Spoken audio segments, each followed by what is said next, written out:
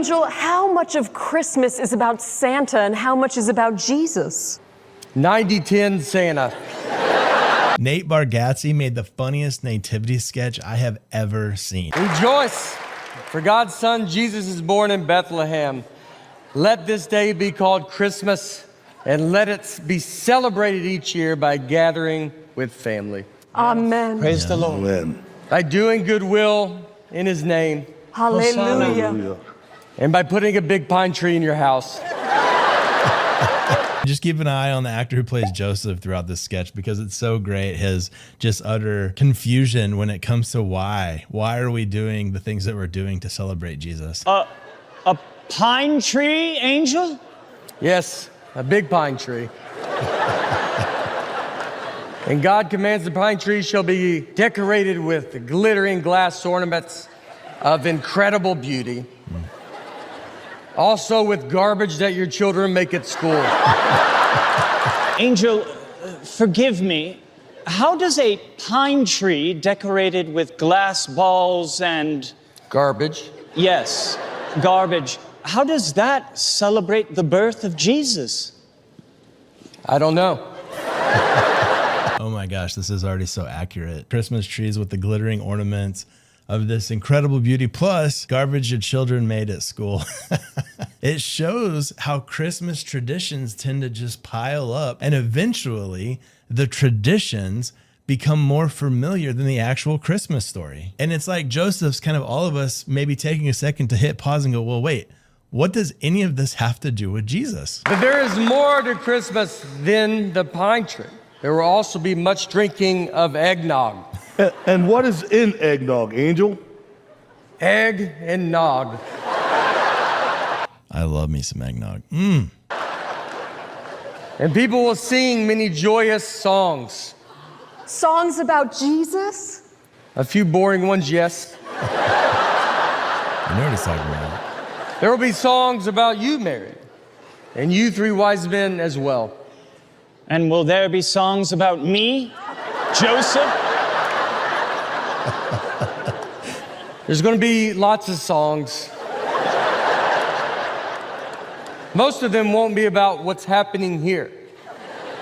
They will be about snow and snow-related activities. But there is no snow here. We're in the desert. Right? That isn't very cozy. Which is why the whole Yuletide season will have a very Scandinavian vibe. That's so good. Yuletide. What does this word mean? Nobody knows? Isn't that the tension of Christmas, that we mix in these beautiful biblical truths with random cozy things? We have songs about Christ's birth, and then we have songs about reindeer. And hey, if you or anybody you're going to be spending time with during the holidays just needs a little bit of help taking next steps towards a relationship with Jesus, that's why I made this. I'm going to give you the first chapter for free, so check out the description for a link to that. But man, I love this video. I love the heart behind it. Let's keep watching together. I'm confused. None of what you're describing feels connected to Jesus. These celebrations do not just honor Jesus. They honor the almighty being who resides atop the world. God. No, Santa Claus. Who is Santa Claus? A bearded, all-seeing immortal who sorts the righteous from the wicked. But isn't that what God does? Yes, but Santa does it to children, only children. It's this moment in the sketch that becomes a kind of theological diagnosis. So how exactly is Santa Claus different than God? At least for this part of the year, Santa becomes this substitute savior. You have this God figure with none of God's love or character. And then we have this next clip that is just my favorite in the entire sketch. Angel, how much of Christmas is about Santa and how much is about Jesus? 90-10 Santa.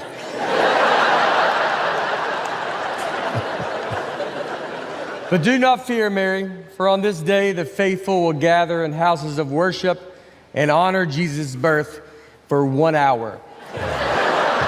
Only an hour? Your churches will be an hour. Your church will be all day. So 90-10, Santa to Jesus. I know for me, it's pretty hard not to get caught up in the nostalgia, the excitement, the gifts and the presents. And then there's that line that the faithful will gather and they will honor Jesus's birth. We will fill December with shopping and decorations and travel, cookies, lights, traditions, and movies. Oh my gosh, the amazing movies. But then only give Jesus an hour. Maybe if we go to a Christmas Eve service or a candlelight service on the holiday that exists because of him. And in both, this very scene shall be reenacted in play form. And you all shall be played by the congregation's most talented children. And who will play Jesus, Angel? A Cabbage Patch doll wrapped in a beach towel. I see. Though I am still puzzled by much of this, I am grateful that our son's glorious birth shall be remembered for all time. Indeed it will. And the joy of this sacred night will live on. Indeed it will. And that Christmas Day will forever be celebrated by all the faithful Jewish people. So we got a Cabbage Patch wrapped in a beach towel. But then the angel does say something really profound. Your son's glorious birth will be remembered for all time. And he's right, because Christmas, ultimately, it's not just sentimental. It is supernatural. I love the nostalgia of Christmas, and I love snow, and I even enjoy Santa. But Christmas is ultimately about a savior who came to rescue us because he loves us so much. And all those cultural add-ons, the trees and the lights and the songs and the jokes, they are fine, they're fun. But if we miss Jesus, we miss the whole point. And hey, if you happen to find yourself in a situation during the holidays where you get to share the gospel with somebody, but maybe you don't quite know how, I've got 3 go-to verses that I like to use that cover the entire gospel message. And so that's exactly what this next video is about. So check it out. I'll see you there, and Merry Christmas.